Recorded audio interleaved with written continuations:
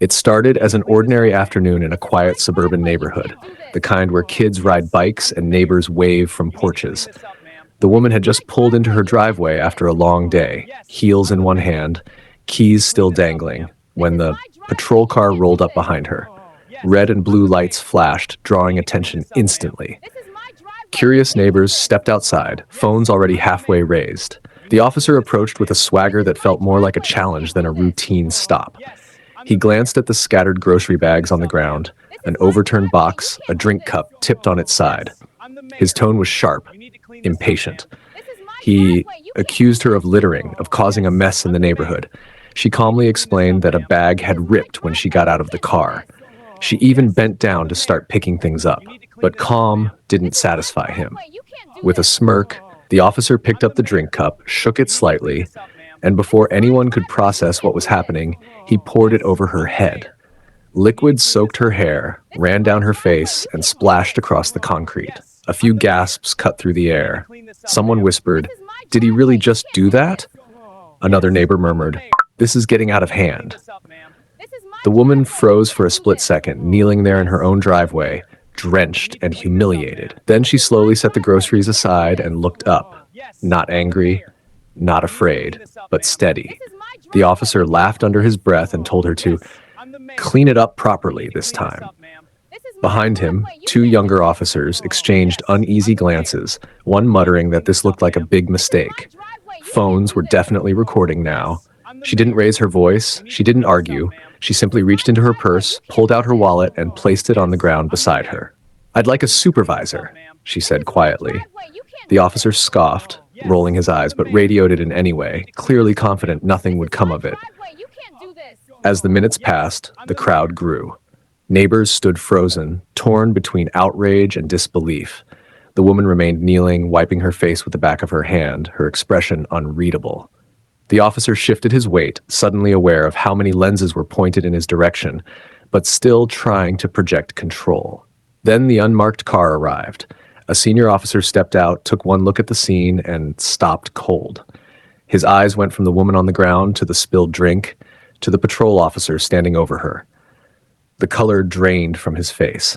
He walked closer, slower now, and asked the woman if she was all right. She finally stood up, met his eyes, and gave a small nod. She handed him her credentials. The shift was instant. The senior officer's posture stiffened. His jaw tightened. Around them, the air felt heavier, like everyone sensed the moment turning. The officer who had poured the drink leaned in, trying to see what was on the badge, still wearing that half smile, until it disappeared completely. She wasn't just a homeowner. She wasn't just a woman caught in a bad encounter. She was a federal investigator assigned to oversee misconduct cases involving local law enforcement. She had moved into the neighborhood quietly months earlier, precisely to observe patterns, behavior, and community interactions. And today wasn't even supposed to be an official visit. It just became one. The officer's face went pale. His mouth opened, but no words came out.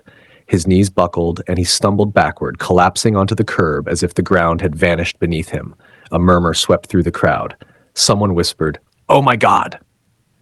Another neighbor shook their head slowly, realization setting in.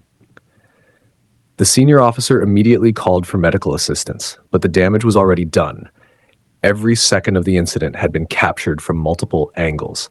The humiliation, the abuse of power, the moment of collapse, it was all there. By that evening, the video was everywhere. News anchors replayed the footage on loop. Commentators debated accountability, power, and respect. Former officers spoke out, saying this wasn't just about one bad decision.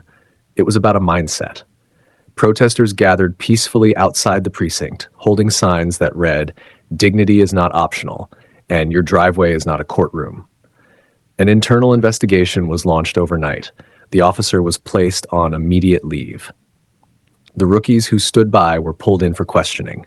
The department issued a statement promising transparency, but the public reaction was already louder than any press release.